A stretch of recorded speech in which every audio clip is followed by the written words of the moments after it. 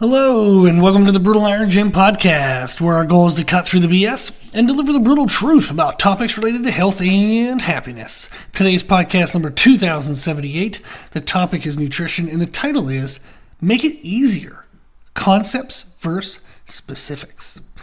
One of the ways in which people can become flustered, frustrated, overwhelmed, and burned out with nutrition is trying to follow food-specific meal programs or meal plans without any variance allowance. What I mean by this is, let's say you're having a meal and it's supposed to be 8 ounces of chicken breast, 280 grams of rice, 2 tablespoons of oil, and that's it. Well, what happens if the chicken kind of tastes funny that day? Maybe you left it in the fridge too long and it's out of date. Maybe you didn't go grocery shopping and you found out oh crap, there isn't any chicken left. There's a lot of things that can go wrong when we're trying to find specific foods. But let's say maybe in the house you have some old cans of tuna just sitting in the closet and you're like, well, I could just have tuna instead of the chicken. By the way, the answer is yes, you can. But you might not know that. You might feel like, well, the program calls for chicken. If I eat tuna, I'm breaking the program. I'm making a mistake. I messed up. Therefore, I failed today.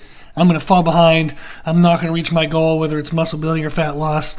I'm a piece of crap. And life is awful. Why should I even bother trying to do anything? It can spiral out of control pretty quick. But that is a funny example. But that happens a lot, where people will follow nutrition programs believing they have to eat specific foods in order to be successful. And what I would encourage you to do is to give yourself some leeway and focus on the concept of what the meal is supposed to be versus the specifics of what the meal is made up of. So I want to go through and give some examples of how I modify my meals and how I apply this concept in my daily life. But I wanted to give you some stuff on the front end.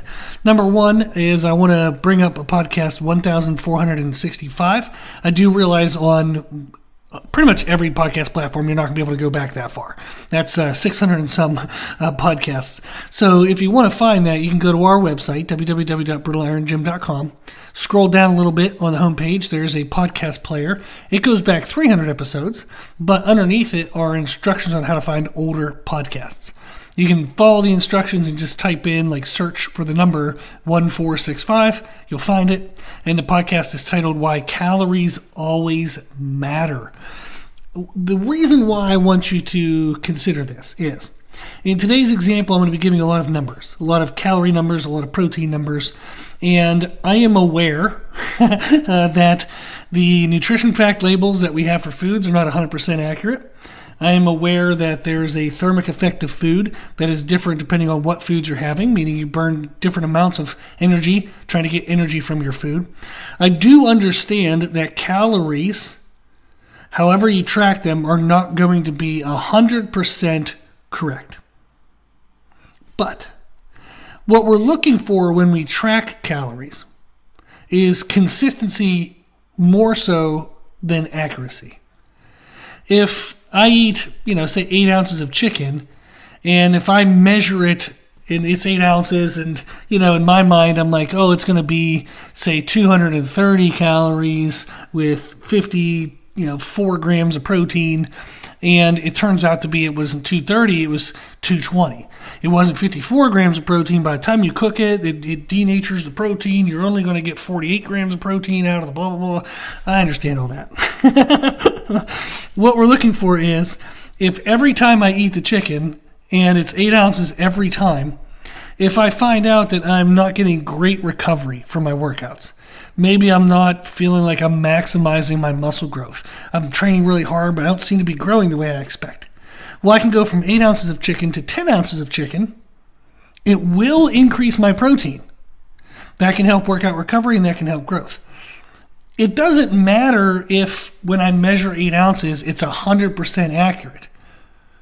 Because if it's inaccurate to any degree, it's inaccurate the same every time. So it's still going to be consistent. Therefore, I can modify what I'm doing to get a predictable outcome if what I'm doing is consistent. So we do want to track calories because it does help us create consistency. And then we have a known thing that we're doing that we can modify to get a predictable response. The next question might be, man, do you always have to count calories in order to make progress? The answer is no. It absolutely helps, and I definitely would suggest you do it. But the answer is no, you don't have to, quote unquote, have to. Podcast 2050, so 2050, is a nutrition podcast titled, Do You Have to Count Calories to Lose Weight? The same concept would be true for building muscle mass or maximizing performance, strength, whatever it might be. You don't have to count calories, but you do need to control your volume and your intake in some way. Old Weight Watchers, they used to use points. Intermittent fasting, they use like time windows.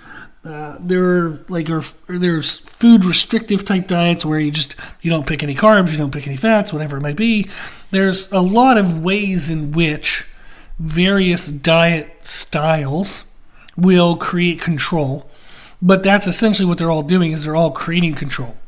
One way to create control is to count calories, and I do believe it's the best method because it allows for the most variance and freedom within a program. And I'm a fan of variance and freedom because that helps longevity and consistency with your efforts. If something is too narrow focused, too black and white, you're going to struggle to fit that into the gray of life.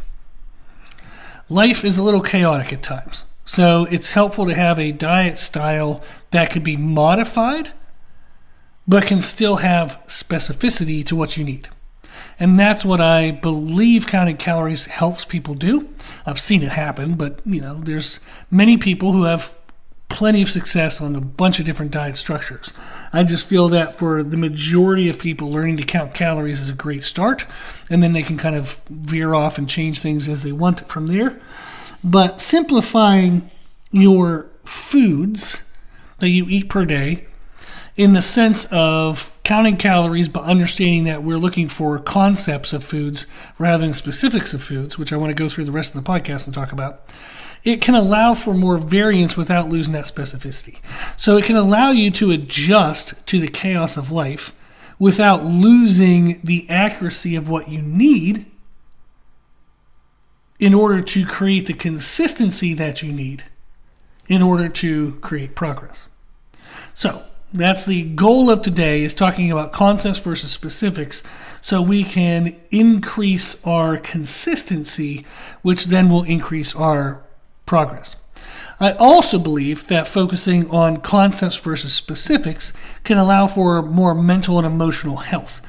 At first, it can feel a little overwhelming having to learn food substitutions. But that little bit of effort at the very front end is infinitely worth it on the back end. Infinitely. I've been doing this for 20 plus years, working with clients, getting paid by clients, and I can tell you over thousands and thousands of clients. I taught hundreds and hundreds of students at the university level that it absolutely is a worthwhile investment. Yes. So let's go through today's example. I want to modify one of my meals. I'll show you how I kind of think through things. And then I can encourage you how to apply this for yourself. So we'll come back and make more generalized statements at the back end of this. But one of my meals is literally 8 ounces of chicken breast, a pouch of microwavable jasmine rice, which turns out to be 280 grams of rice. And then I put on 2 tablespoons of avocado oil. Wouldn't really matter if it's avocado oil or macadamia nut oil. I tend to choose those because of the fats profile within there. There's relatively healthy fats, like unsaturated versus saturated fats. Not that you can't have saturated fats, but you don't want overwhelmingly the majority of your fats to be saturated fats. So it's a lot of specifics, but that is one of my meals, is 8 ounces of chicken breast, 280 grams of rice, 2 tablespoons of oil. It turns out to be around 1,057 calories and 63 grams of protein. I don't track, I track my calories and protein in my phone because it's just natural for me. It's a little like a notes function on the home screen. So when I eat a meal, I press that little icon, and I have this meal listed as one of my meal options. So it says, 8-ounce chicken breast, pouch rice, 2 tablespoon oil, and I already have it written down as 1,050 calories and 60 grams of protein. So I round things to the lowest 5, increment of 5 for protein, and to the lowest increment of 50 for calories. What this means is if it's 1,057 calories, I'm just going to call that 1,050. I don't round up, I round under. So I round under the number. So 1,050 calories. The reason why is if I'm adding calories throughout the day, I just find it mathematically easier to add things if they're in increments of 50. And I know that for me to create consistency every day, I can have a variance of a few hundred calories. So right now I'm eating between 3,000 to 3,500 calories a day. And I'll modify that if I'm feeling a little behind in recovery or a little tired. I'll eat a little more, say like the day before legs or the night before legs, one of my more aggressive workouts. But in general, I'm eating around 3,000 to 3,500 calories. So if I'm somewhere in that range, so maybe I've rounded up, down, here, there, but I end up at 3,200, then I'm probably fine. I'm probably somewhere within the 3,000 to 3,500. Now for me, that's accurate enough to make progress that I'm happy enough with. So I pushed my weight for a little bit, and if you've been following the podcast a little bit, you've heard me talking about it. I was pushing my weight up to 300 a little bit, and I was going to hit 300. I got up to 297, but kind of just felt fat and watery and bloated again. So I decided to clean things up a bit, kind of drop the water weight down, kind of clean up, feel a little leaner, look a little better, let myself solidify a little more muscle, and then I'm going to push again up to 300. My goal is I want to get to 300, but I'd like to get to 300 looking lean. I don't want a chubby belly that I have to try to hide in videos or anything like that. I want to feel confident when I get there. So I am making it harder for myself, but so far I'm okay with that. Mentally, emotionally, it would make me more happier to wait to hit the 300 than to get it and then kind of regret having got 300 in a cruddy looking way. I don't want it in a bad looking way. So I've dropped my weight down. It would surprise people, but I'll go ahead and throw it out there, is I've dropped down to 283. So I was at 297.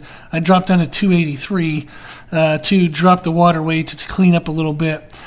Part of that was just modifying sodium intake, carb intake, and bringing my calories down. So in order to be 297, I was eating over 4,000 calories every day, consistently all the time. So to have dropped to between 3,000 and 3,500, it allowed me to drop my water weight and my stored water and all that stuff down. So I'm 283, feeling good, looking good.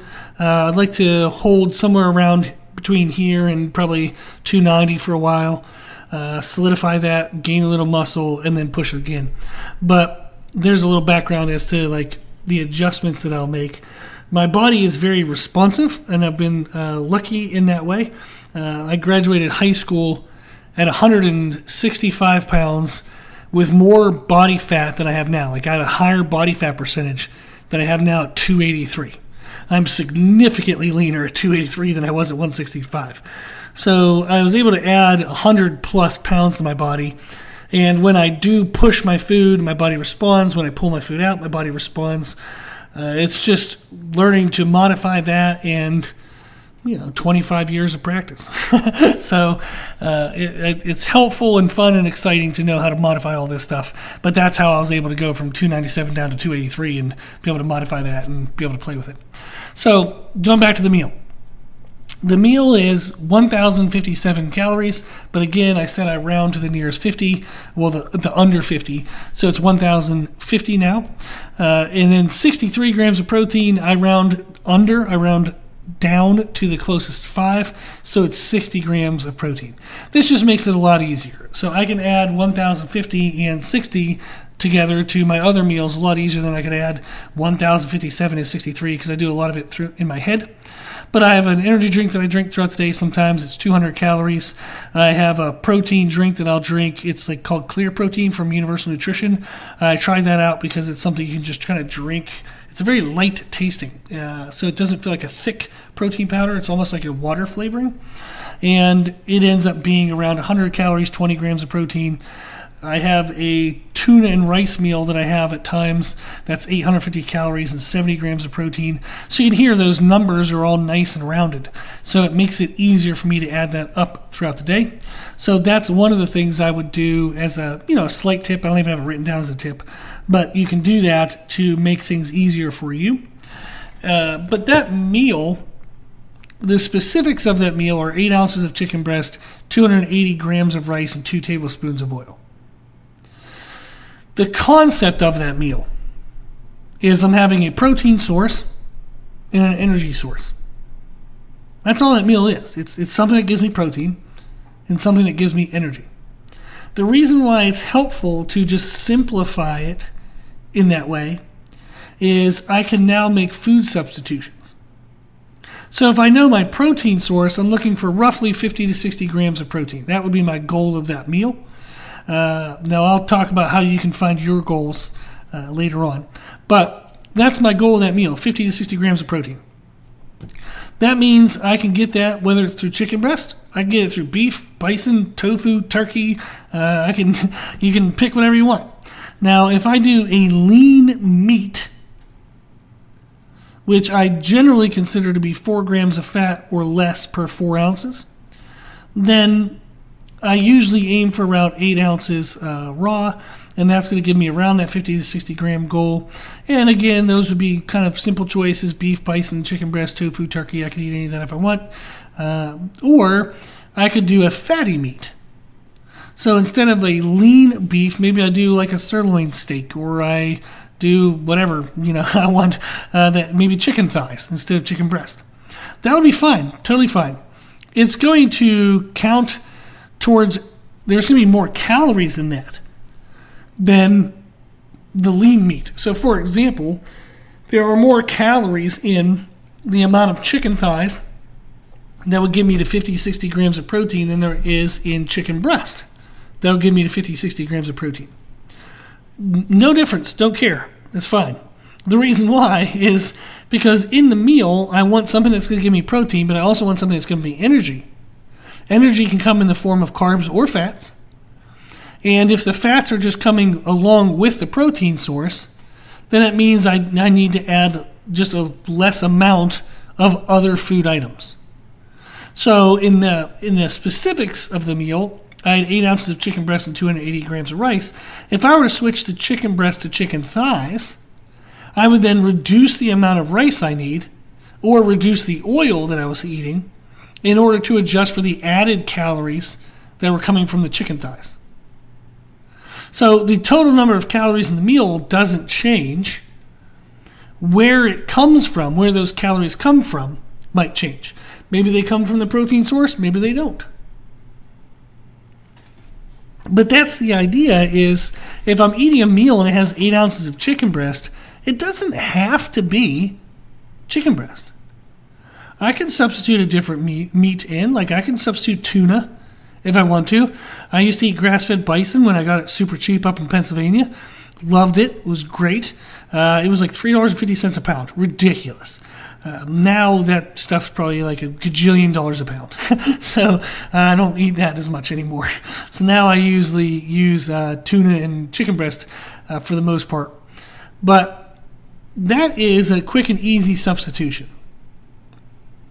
If the specifics of the meal is giving me a protein source that provides 50 to 60 grams of protein, then I can substitute that for any other protein source that's going to give me 50 to 60 grams of protein, assuming I modify the rest of the items in the meal to make sure that my calorie total still stays at my goal.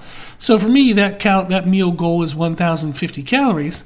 So if all of a sudden I'm getting 200 extra calories from fats in chicken thighs versus chicken breast, for example, I would eat 200 calories less of the rice. Now, once you've accounted for the protein source, we then would want to account for the energy source of the meal. So any meal is going to have a protein source and an energy source. Sometimes they come from the same food item, sometimes they don't.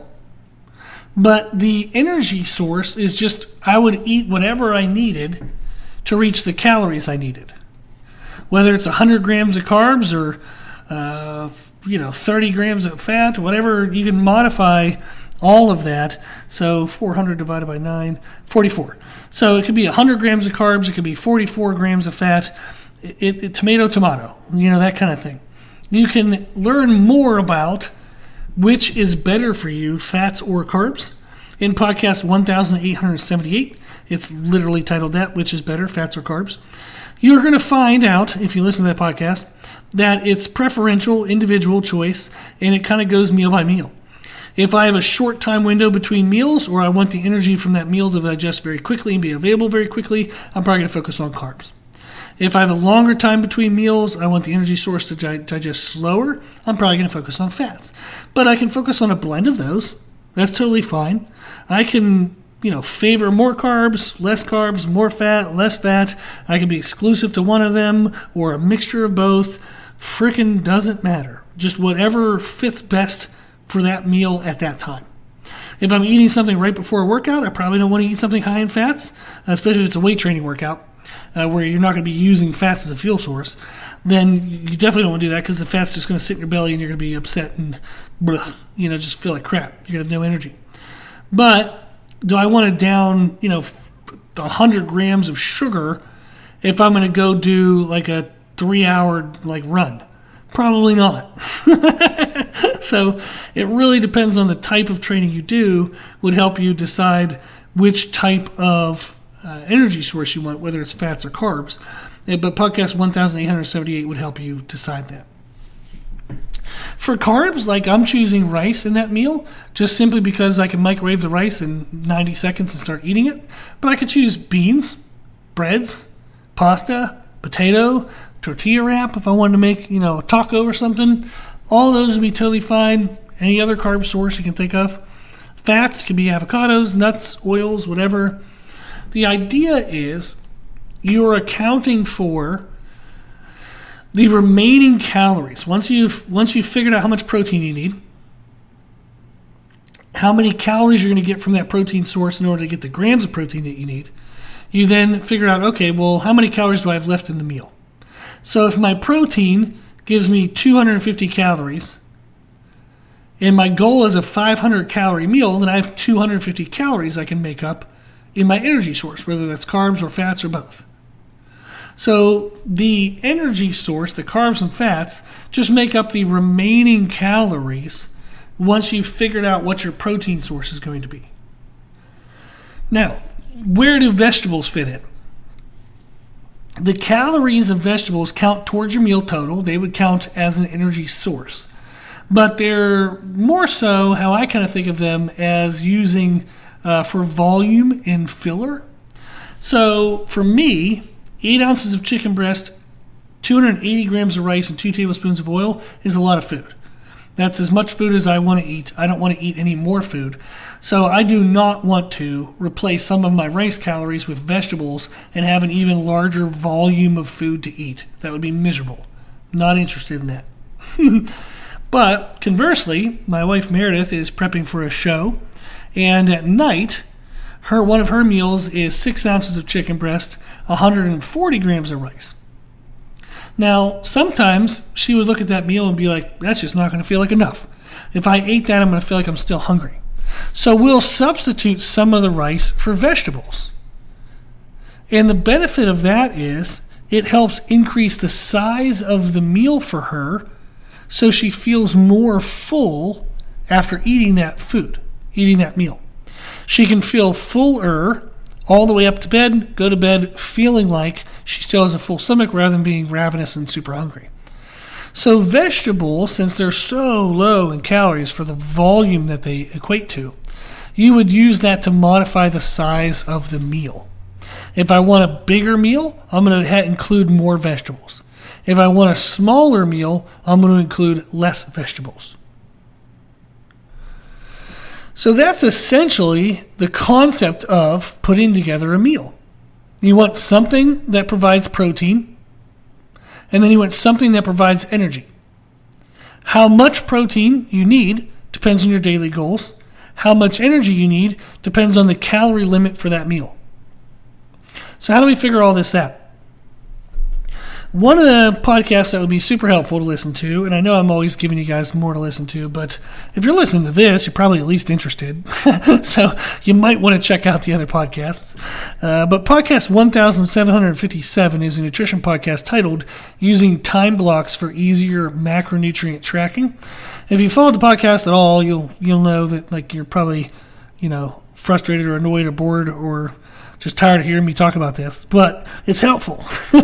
So I'm probably going to keep doing it. Time blocks is super helpful because essentially we sleep for 6 to 8 hours a day. We're awake for 16 to 18 hours. If you divide the time that you're awake into 3 6-hour blocks, if you eat your daily food divided by 3, so how many calories I need in a day divided by 3 gives me how many calories I should have per 6 hours of the day. This helps if I consume my food in that manner, where I have a third of my calories and protein in the first 1/3 of my day, a third of my calories and protein in the second third of my day, a third of my calories and protein in the final third of my day. It's a really good even intake schedule, frequency. You're going to have better daily energy, you're going to have better body composition, you're going to have reduced water retention. There's a lot of benefits to it. Absolutely a lot of benefits. Do you need to do it that way to control your body weight? No. Is it helpful? Yes. So I find that it helps overwhelmingly most people. Already most people undereat during the day and overeat at night. So sometimes people tell me, well, you don't really have to have breakfast. You're right, you don't have to. But that doesn't tend to work well for most people. Most people are already doing that. They're already under-eating breakfast during the day, lunchtime, and then they're overeating at night. They feel like crap. They look like crap. So sure, some people do that, but that doesn't mean it's the best thing to do. And it certainly isn't the best thing to do when people aren't even counting their calories or paying attention to what the hell they're eating. So I do like time block concepts. I do think they help. There's a lot of research when you're coming to meal timing that is simply just focused on weight control, not experience. Meaning, they're saying, okay, does when you eat matter in regards to controlling your body weight? No. But does when you eat matter in regards to daily energy, daily mood, workout performance, all these other components? And the answer is hell yes, it does. Absolutely it does. So podcast 1487 is a nutrition podcast titled Does Meal Timing Matter? The answer is absolutely yes. We have a ton of examples in podcasts where I was talking about meal timing for unpredictable schedules, meal timing, showing how clients were able to adjust that and everything in their life got a lot better. So there's a ton of experience where how you feel is determined by meal timing, even if how much you weigh isn't determined by meal timing. So meal timing helps. Now you might wonder, like, okay, well, how many calories am I supposed to have? So we do have a podcast on how to set up your own nutrition program. It's podcast 1928 titled Writing Your Own Nutrition Program. But you can also go to our website, www.brittleironGym.com. If you go to the nutrition education page, click on that. The first document is create your own nutrition program. You can view, you can print it. It tells you how many calories you're supposed to have.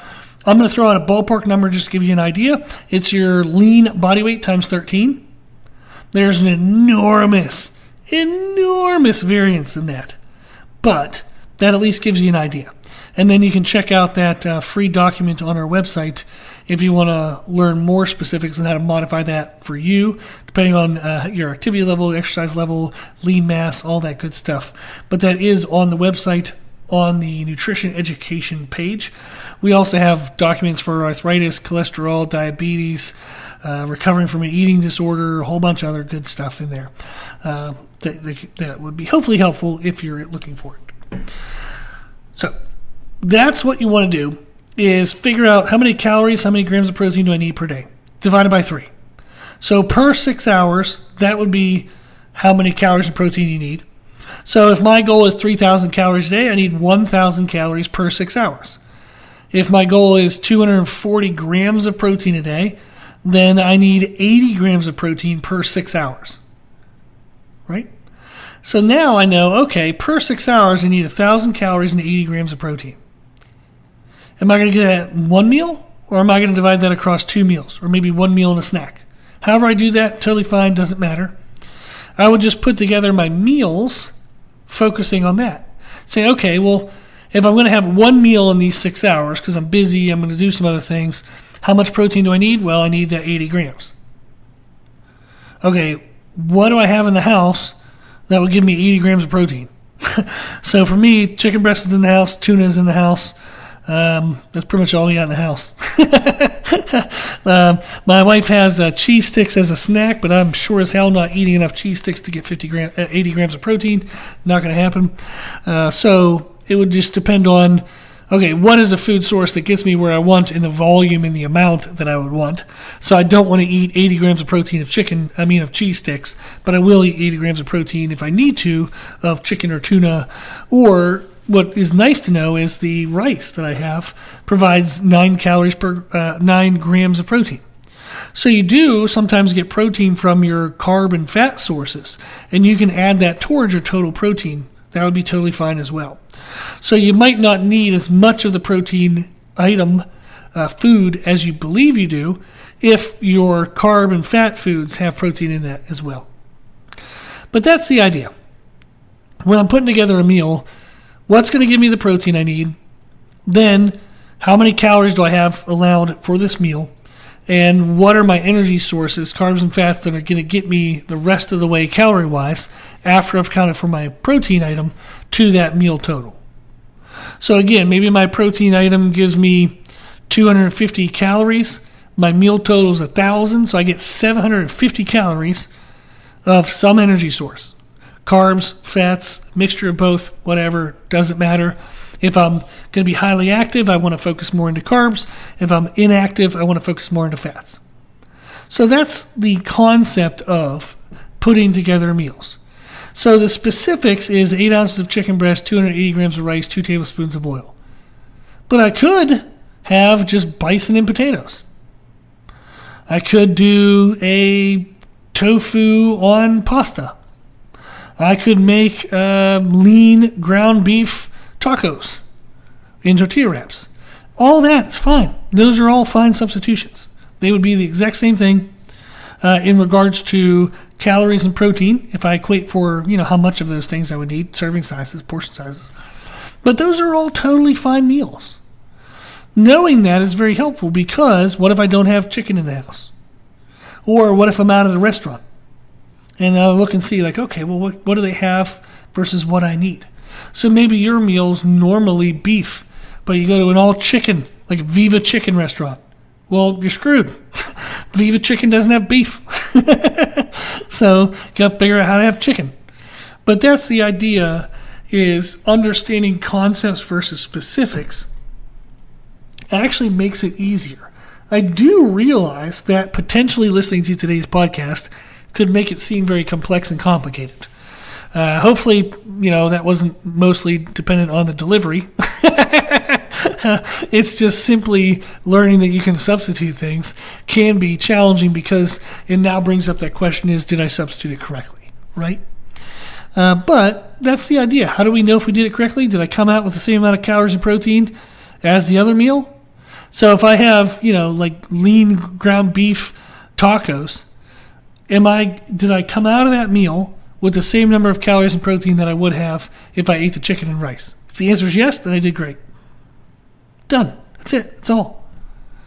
So it does make it easier once you learn how to do it. If you have any questions, if you need anything, just reach out. You can send me a message through our website, www.brutalirongym.com. Scroll to the bottom of the homepage. You can send me a message there anytime you want. If you want nutrition coaching, I do help people. There's no contracts, so you can just sign up for a month or 2 or 3 or whatever. I'll help you figure out what meals work best for you and your schedule. We'll figure out options, and then you can kind of run with that on your own if you're looking for help. But if you're not looking for help, that you want to pay for, there's that free information on the website on the nutrition education page. Again, it's titled Create Your Own Nutrition Program, and you can literally just put together your own nutrition program if you have the time and the patience and the understanding to do so. If you need anything, let me know. I appreciate you listening to the podcast, and I want to make sure that you always get something of value out of this. So hopefully that happened today. If you like the podcast, please share the podcast. If you like the podcast, please consider donating to support the podcast, which you can do on the website. And if you like the information we share in the podcast, you can find more from us on our social media channels. You can find us and follow us on Instagram and YouTube under the name Brutal Iron Gym. As always, I hope this was helpful, and thank you for listening.